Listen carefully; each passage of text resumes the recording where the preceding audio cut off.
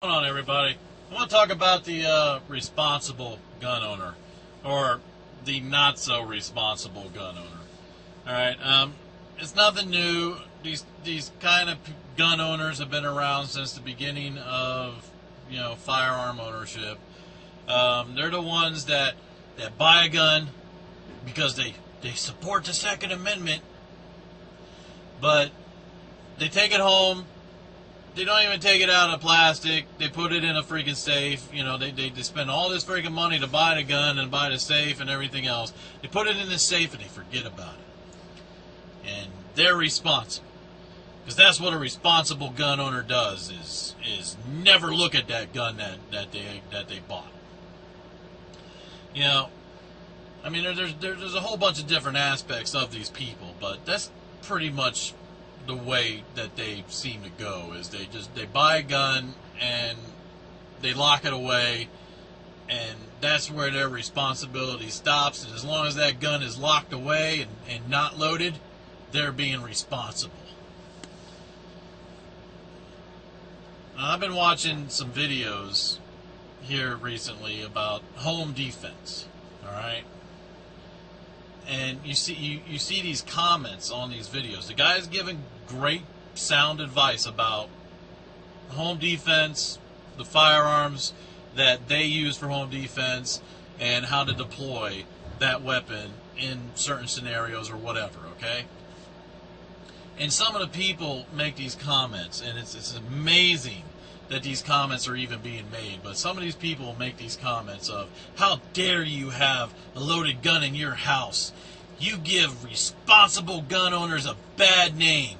If you have children, I hope they get taken away from you. To the effect of also freaking, thanks for making us easy targets for Dianne Feinstein and Nancy Pelosi. Moron. And it does. To me, it doesn't make any sense. The guy's talking about home defense. Why would you buy a gun for home defense and lock it away in a safe, unloaded? It doesn't make any sense. Now, there's a million different aspects of what you could do and everything else, but the bottom line is that these people who call themselves responsible gun owners, they're not responsible. And the reason why is because a responsible gun owner, the responsibility of gun ownership doesn't stop at buying a gun and throwing it in a safe and locking it away. All right? To be a responsible gun owner, first, you do the research of the company, of the actual model that you're going to buy. Then after you buy it, you learn every single aspect of that firearm that you bought. All right? And what I say about that firearm is because you could buy 2 Glock 17s, and one's going to act a little bit different than the other. It's not going to be exactly the same because it's a mechanical device, right?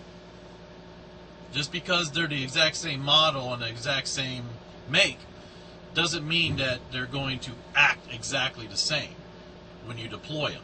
So when you buy that gun and bring it home, you need to learn every single aspect of that specific firearm that you bought. Now, you got to learn to load it, to unload it, to take it apart, to clean it, to put it back together. Your responsibility doesn't stop there. Your responsibility continues on to the other people that live in your house. The people that said if you have children, you need to have them taken away because you have a loaded gun in your house. If you have children, you need to have them taken away because you didn't teach them about the gun in your house. That's fucking ridiculous.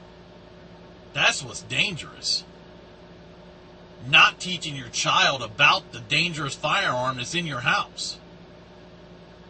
Again, the responsibility doesn't stop at you just buying a firearm. It continues on.